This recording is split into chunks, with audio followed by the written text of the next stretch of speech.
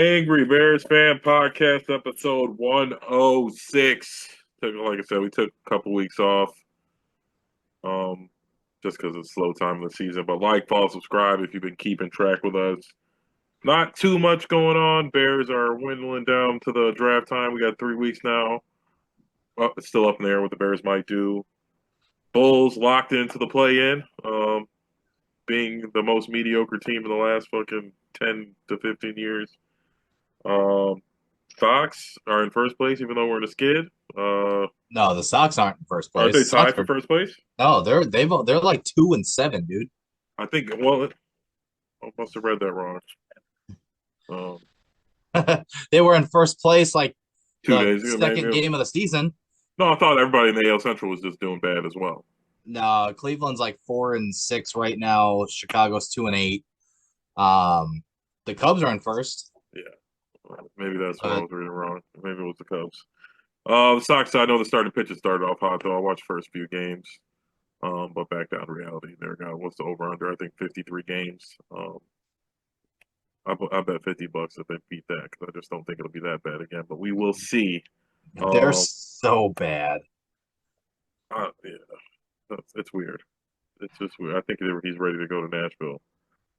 Well, But they were yeah, saying that new owner, the new possible owner, I forget his name or whatever. He's some Chicago billionaire. He's from the Chicago area. He um he would keep it in Chicago. So there's that. I just think baseball isn't popular enough to have two teams in Chicago anymore. I don't think it's there. The fan base is there enough. Like the Cubs are already selling out, making a bunch of money. I don't know how the Sox can sustain it unless they out of a sudden like draft something like sign the next Shohei or next great foreign player or the next get a hold of like the next Mike Trout or whatever. But I don't see envision that happening. Even when we do stuff like that, it still doesn't really put the. I mean, we had a nice little team 4 years They ago. still have yet to spend $100 million on a player contract. That's a problem. That's ownership. That's not, Chicago's big enough for two baseball teams. It's just that one owner is a notorious cheap fucking asshole. Who has the best? I mean, I guess Luis Robert, but besides that, who they really had? He's going to be traded. I know that. I'm just saying that did we really had? Like who would have gotten 100 million contract? Chris Sale? Like I don't. Chris Sale, Garrett Crochet just I thought signed an that was a extension good. where he was from. I thought that was a good trade to Chris in the long. It ended up being one in the long run, so I wasn't opposed to that. But I guess we're cheap. I mean, the Cubs are cheap. Like the Cubs are like top three in revenue and like bottom 10 in spending. So it's like because they know that as long as they could be the lovable losers and still make money. The Sox really can't. That's why when we were younger, they always were at least like a fringe team, and he would always like get a guy who was just over the hill, but now he won't spend money on shit. I don't know. It just seems like he's ready to sell, or he's just because it'd be one thing if it was the Bulls. It's easy to be complacent with the Bulls. They're mediocre. You don't have to spend a bunch of money. They sell out every night. They fight every in the Chicago loves basketball, so we'll glom on to Kobe White or Giddy or whoever and just mindlessly root for them. But I think the Sox don't don't have that same luxury where we're No, just at gonna least root. the Bulls are a fun team to watch. Like this year, at least it's exciting. They just run up and down the I court was and just gonna jack say, up yeah, the threes. scores are always like Like, huge. The score they give up, they either give up 150 or they score 150. The Bulls have been fun to watch. So speaking of that, before we get into all the Bears stuff, but you think they're going to sign Giddy because Giddy's going to be 35 million a year, 30 a they've year. got to. They with the way I he's feel been like that's what playing. happened with Levine though, and I honestly think Giddy at I top to think bottom Giddy's is more valuable to the Bulls yeah. Then than Levine, Levine is, I though. just think he fits with whatever you want to do. If you end up getting a ball handler, he could just be the secondary ball handler. He is a defensive liability. I mean that's what happens when you put a whole bunch of white boys on the court. You know what I'm saying? Yeah. Like, no offense, but I mean and I'll tell you what, that doesn't bother me as much when he does as much as he does. So it's like, oh, who's like, this isn't baseball where like you got this five tool player. Like very rarely, even the best guys are good at Buzelis everything. Buzelis is looking like he's going to be a stud. A quality, yeah. I don't know. I don't know. We'll see. It's the Bulls play so weird and they have nobody, so it's hard to tell. But he's got a lot of potential. He should have been playing more earlier because it would have been coming out now. So I think they botched the Zach LaVine thing and really that had Buzelis on the bench. But yeah, he's got some it factor. At least he plays with heart. He plays a lot of energy. Not afraid to shoot it. I mean, he would at one point was gonna be the first pick in the draft. And he's young. Yes, He's still got time to grow into his body, but yes, his he's not. athleticism is off the charts. And like you said, he's not afraid to shoot. He can create his own shot. Plays hard. I really like him and what I've seen so far. So like you were saying, they locked themselves into the play-in tournament. That it's the same shit every year. You know, Yeah, even if they do win, they're gonna get their shit pushed in by Boston. So it doesn't really yeah, mean that'll much. just hurt But them. They honestly, I think they really needed to be in the lottery this year. I think this is a pretty good class it's where a deep draft. if you were like top 7 or 8, you would end up with a really good player. And I think they kind of really this year more so than a lot of years fucked themselves over making the play, like being locked into the play. I mean, I guess if they lose, they're still in the lottery, but I think they, just based on how they played, and the NBA is shifting a little bit. Some of the best teams in the league aren't like the superstar heavy teams that we've known in the past. OKC is just SGA and a bunch of quality guys around them. So if you just build the right team and then you end up drafting the next SGA or whoever, Trey Young, whoever you want to say, or you might be able to do something with that. I mean, Kobe White's growing his own. To me, he's I mean, he doesn't get buckets the same way, but I'm like the numbers he's putting up. He's like a poor man's Jalen Brunson. Like he shoots more threes. He doesn't get his shot up, but he's putting up. He's getting there where he's running the show and giddy. He's doing it. Gonna be triple double threat every night, and he's shooting a lot better than he ever has been before. Uzelis, a lot to look forward to. Even Patrick Williams is playing a little bit better. I don't know. I guess it's not the Bulls' numbers are weird. They're inflated. They're a little inflated because they play so up and down. But he just looked a little bit better. They really fucking missed the beat not being able to get off of Vooch this season. Even though I don't like, Yes. I think the NBA lacks centers, and he's still like a top 10 center, whatever you want to like, if that's worth anything. So, but it just he's not fitting what they're doing. But the Bulls are the Bulls. We'll see how it goes in playing. Maybe they play Boston tight. They seem to play up to their competition. Not tonight so much, but there was a few people missing. I didn't watch the game. Yeah, Kobe White missed today. But all right, the Bears, where some weird stuff came out. They said like I don't know if it was just tabloid stuff. I'm locked into so much Bears shit. I never know if it's fake or real. But the top of their draft board might have leaked out. And I think it was Abdul Carter 1, Mason Graham 2. I don't know if that's real or not. Um, I mean, I hope that's the Well, case. But I mean, mock draft season is amongst us too. I mean, they have Mel Kiper released his final mock draft. Field Yates released his. Um, Mel Kiper has. I forgot to I look at wrote who down picked Kuipers. this. Kuipers was Yeah, Kiper's got Tyler Warren Warren at being 10, drafted Nolan at the first 39. 39, and then Travion Henderson at Yeah, the at next 41. 41. Um, I don't want Warren. I don't either because he has Will I like Johnson those two going. picks in the sec. I like the two. I like the two picks in the second round though, He's got Will Johnson going the very next pick, number 11. Mel Kiper does, and if Will Johnson's on the board at 10, and and you Tyler pick Warren. I Tyler think you Warren take Will Johnson. Yeah, over Will Johnson to me, because I mean I don't know, I didn't watch a whole lot of Travis Hunter like film or anything like that. I don't know. I guess I have a little bit of bias against the Colorado guys. Travis Hunter and Shadur. I still feel like Shadur is overrated, and that's me. And it seems like a lot of the mock drafts are starting to kind of reflect what I think personally. But I think Will Johnson's the best corner in the draft. I agree, Like I said, 100%. maybe it's bias against I mean, I Colorado, think Hunter. No, I think but Hunter's really good. He's just a dual threat, so he gets points for I playing think wide Will receiver Johnson's the too. best pure corner Yes, in hundred this, and percent. he's a big. I don't. He's like 6'2", Yeah, 210 he's or gonna something like work that out on for a corner. Monday, and he's gonna run a 4.4 at least. He's huge. Yes, he's He's a really big body corner, and if you have him, Jalen Johnson, and Kyler Gordon, I mean, You that's a move pretty good Tyreek secondary. Stevenson if you want. You never know Yeah. what's going to happen. But like at that pick, I would rather have the best available than Tyler Warren. I don't know what Tyler Warren's going to be, and I just feel like we already got a fucking slow white boy Well, who was a decent wide receiver in if college. you're talking about positional value, Yeah, right? Say, Will Campbell's gone, Ashton Genty's gone. The guys that were, Mason Graham, the guys that, a lot of people had connected to the Bears. In terms of positional value, you take a look at Will Johnson, who, is consensus or, maybe not consensus, but, top, top two in his position. And granted, Tyler Warren may be number one, but tight end's not really when's the last tight end that's went top 10 that's really done anything. yeah. You can't count last year because what's his face went Bowers away was 12. from Vegas. Yeah, he went 12 or 13 or whatever it Yeah. was.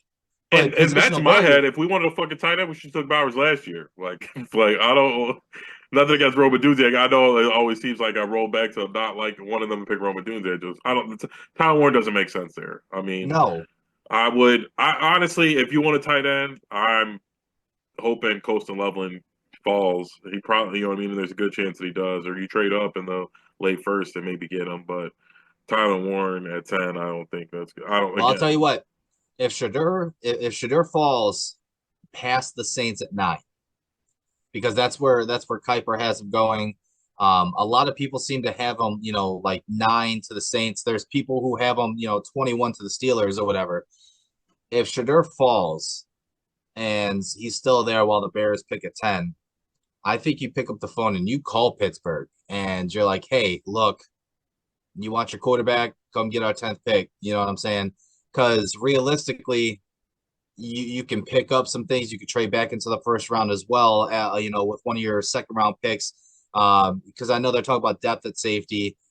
There's a couple of guys as well towards the end of the first round, James Pierce Jr. out of Tennessee and stuff like he's that that supposed to are that fall. are Yeah. projected to be, picked later in the first round.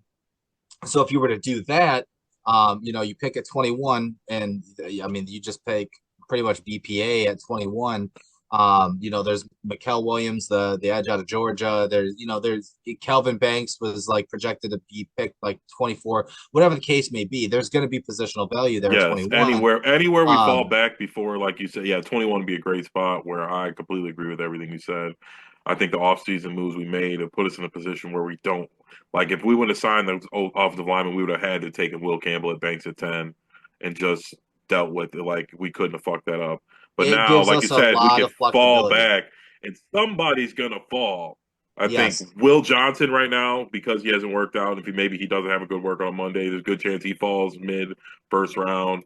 Um, like you said, James Pierce, he's got a lot of off the field issues or ego issues, they say, but if he would have been productive and played all year and even had 7 sacks, he probably would have been a top 10 pick right behind Abdul Carter, Mike Stewart, Kenneth Grant from Michigan. I think is sneaking up the draft board. He was an early second pick. I don't think he's going to last that long. I think he's going to go somewhere between like 16 and 22. But that's what I'm hoping we do based on everything that's going on is just fall back. Unless Mason Graham or Will Johnson, somebody who I really think is who slid because of need or too many quarterbacks getting drafted, then you go ahead and take them. But besides that, I think if we end up with Josh Simmons from Ohio State, any of those running backs, Omari and Hampton, Banks, the kid from Missouri, and like you said, it's impossible. Not one of those guys are going to be there late in the first, and not like probably two or three of those guys are going to be there late first into our second round pick. So it's like I think we're in a great position if anybody wants to trade up, and even if it's for like a early second and a next first, I think we should think long and hard about that because I think there's going to be I think we're going to get two really good football players with 39 or with 39 to 41. So I'm that part I'm excited for. I'm worried that we're going to do something silly at 10 like draft Genty or Tyler Warren. Tyler Warren, but we'll see. I think there's a lot of smoke with Genty to the Raiders. They probably do want a big name just because of where they are. Well, Pete Carroll likes his running backs too. Yeah, I that mean, too. you know, The they Geno thing, if Geno didn't sign there, I would have bet anything that's where Shadur was going to go. Them trading for Geno, then re extending him, kind of makes it seem like that's not going to happen. Um, but we will see how it goes. yeah, we're what is today's the 8th. The draft takes place on the 24th, 22nd, 24th. Takes place on the 24th. So a little less than 2 weeks away. Next week we'll do our mock draft. Mock draft, Um, yeah, I'm ready. I you haven't know what I'm really done saying? many. I've been looking I've done, online. yeah, I've probably done like 100, honestly. But it's so hard to really do a Bears one because I think I might just do a 3 round because I'm gonna do a pick. Like I'm gonna pick my own, you know what I'm saying, for every team, Yeah. as opposed because the AI stuff is very they do stuff They're that doesn't weird. make Yes, yeah, a lot it of just it's times. so random and everything else like that. But I mean, there's a lot to look forward to. The Bears, off-season training program officially began yesterday. Yesterday was the first day. Ben Johnson was able to address the team officially for the first time. A lot of good things were said by Caleb amongst other veteran players and stuff like that. It seemed like a lot of the new guys showed up. I don't think there was. I didn't see any reports about anybody not showing up to voluntary um I off think season. there's some excitement definitely with Ben Johnson. I know there was a lot last year with Hard Knocks and getting Caleb and the expectations, but we knew and most Bears fans knew that Eberflus wasn't the guy and it wasn't going to work out. But now I think there's a lot more optimism. Caleb's a year older. We got some. Not only did we add to the offensive line, but we got some like veterans, not who aren't super over the hill. Tooney's old, but he still got some juice, some gas with the tank. He played some really good football last year. Dahlman's in the prime of his career. And I think that will only elevate Braxton Jones and Darnell Wright and make them even better. I mean, I think having Tooney on that left side of that line next to Braxton Jones it's going to will help a lot. Yeah. definitely elevate Braxton Jones's game. And then not to mention, Darnell Wright. I keep saying this. Everybody keeps harping on Darnell Wright. Darnell Wright was a top 5 right tackle in the Yeah. NFL last year. Yeah. Yeah. You know what I'm saying? And I think him and Jonah Jackson are going to mesh well together. But it all starts with Drew Dahlman. We say he's in the prime of his career, but realistically, at the end of the day, it's going to go. It's going to be him and Tooney that are controlling the line, calling out, making the calls in terms of the coverages and the blitzes and everything else like that. It's going to be up to Caleb to And be able to just read. being stout, our problem these last several years was our center was just getting bullied, like straight up Yes, bull rush, and we need a presence not only so we can run the ball, but so we can be effective. It's impossible to play quarterback when you're getting instant pressure up the middle all the entire game. Tevin Jenkins signed with Seattle. I don't think we mentioned It that at was all. Cleveland. I thought was it Seattle? I thought it was Cleveland. I thought it was Seattle. Was it Cleveland? Well, yeah, I Well, think he so. signed somewhere. Either way, I didn't like it, that. It was for very small. I believe it was 3 million. I feel like for that we might as well just kept him and yeah, as battle a for a backup. spot and just be a he started as a tackle. He could have just been a extra for that amount of money. Yeah, a I swing mean, guard. he played good football for us. The problem was he was hurt, so we couldn't pay him for real. But for that, and I don't know. I thought I'm it was 8. I thought it was 8 a season, if I'm being honest with Let's you. see. I thought it was three. Let's see. Even if it was eight, I think that's about what a decent bet like your utility offensive lineman would make. Yeah, Cleveland Browns. 3 for 24. Can't see deal. 1 year deal for 3 million. Wow. 2.7 guaranteed. So for Wow. that, like I feel like we could have signed him for that. Again, like they're doing whatever they're doing. Maybe they're just trying to get rid of, you know what I mean, dead. I don't know. I just feel for that amount of money, he can either compete for a spot. Maybe he does beat out Jonah. Who knows? But either way, quality backup lineman who got some history with us, who played good football, was just hurt. It wasn't like he was fucking Shelton or fucking Nate Davis, who was just. I saw a low light of Nate Davis blocks, and it was honestly so embarrassing. Of like, how this guy in the NFL? Like some of the worst blocking I've ever seen in my life. I need to find it because it was crazy like how bad he was at being like It looked like he was like concussed or something. Like I don't understand. Like I could not imagine being the offensive line coach and watching that tape. Like that, I understand why they just got him the fuck off the team and he wasn't playing after I saw that. Like it was crazy. But I hope that's a thing of the past. We got a real offensive coordinator. Um, Hopefully he's a leader of men. That's what we're really worried about. Eberflus was a pretty good defensive coordinator, but he didn't seem to be able to lead the team and lead the organization really because I know they want to make it seem like it's the GM and obviously he's making the moves behind the scenes, but really is your head coach who's leading. Well, all you really need to do is have him be better than Matt Nagy because, and I feel like he is. I mean, it's easy to say that now, because I mean, you take a look at it, it's kind of like the blueprint of the 2018 Bears, right? You got the offensive coordinator. Granted, I've been saying it from day one that Ben Johnson and Matt Nagy are not the same. Ben Johnson's been calling his own offense for years before taking a head coaching job. But you got the veteran defensive coordinator in 18. We brought back Vic Fangio. This year we got Dennis Allen, so we got the roughneck, old school DC. You know what I'm saying? The really just take care of the defense, and you got the offensive guy, lead the team. So who knows? Maybe we surprise people. It's still a tough schedule. You still got to play the NFC North, toughest division of football. You got a lot of competition. I think the over under right now for Bears wins is 8.5. Yeah, I Pre-draft. wrote that down. Um, I meant to. That's something I do want to ask. How do you feel about that? Oh, I would be hitting the over. Yeah, This has got to be a 10-win team. I think anything less than 9 or 10 wins is a failure for the season. So I think 9 or 10 is the number. If I was a betting man, I would be, which I am. I'd be hitting the over. I was too, and I bet the over last I'd be year. putting like $100 on the over on that. If I'm being honest. Yeah, I would honestly. I don't know if devastated is the word, but I would. I don't. If we don't win over 8.5, have like all like. I mean, polls is fired if we don't win over 8.5. So I don't think so. I think so. I don't think so. I don't.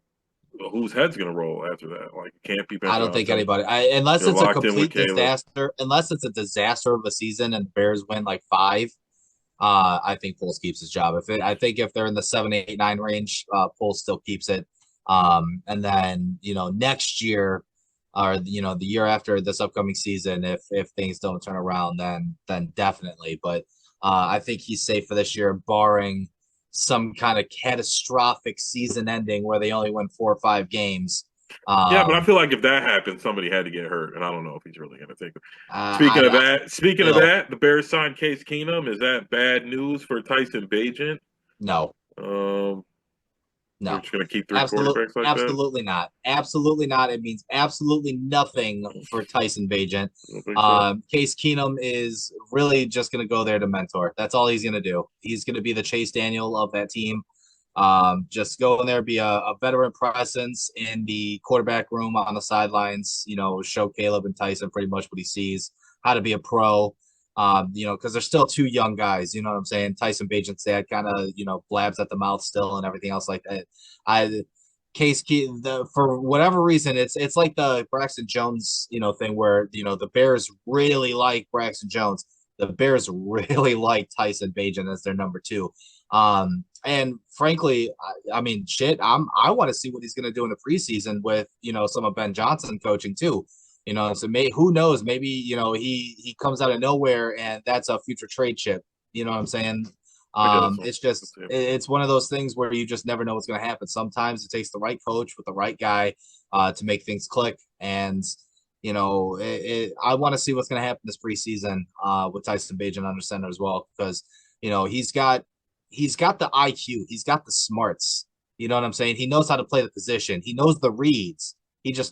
I don't think he has the arm. No, So that'll be kind of interesting to see. I did speaking of the Bears real quick in terms of drafting a Migba out of Ohio State. So Mel Kiper's mock, he has him going 36th, which is in the second round. I don't think he'll make it that far.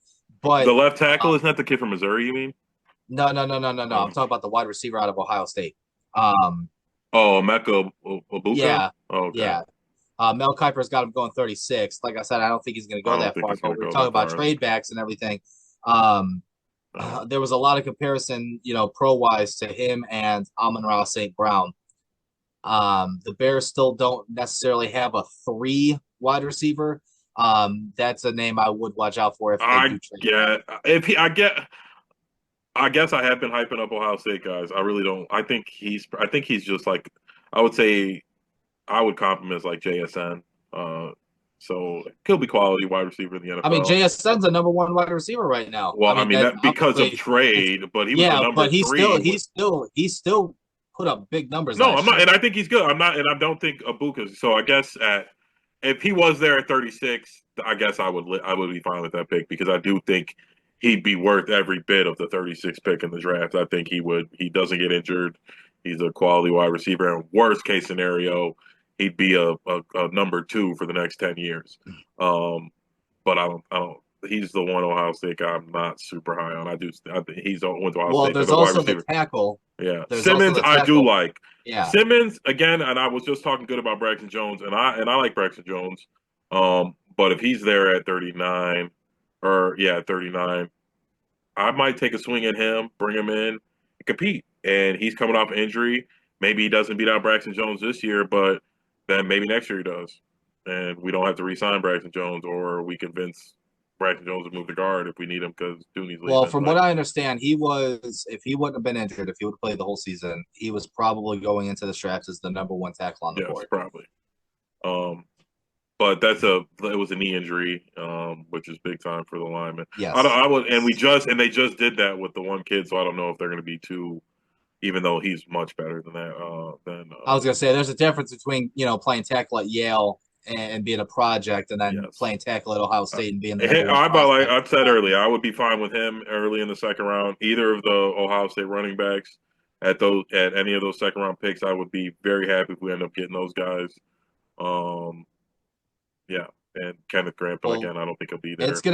gonna be a rapid fire first three rounds. They got four picks in the first three, and that doesn't include a possible trade back scenario where they could possibly pick up another third. You know what I'm saying in this year's draft, and another second next year, or whatever the case may And we be. could fall back in the second round too, having picked so close together. They might fall back a couple picks in the second round. We got a lot of options, and I hope. I mean, Poles has been active every offseason and during the draft, he's made trades. So I definitely think we'll do something.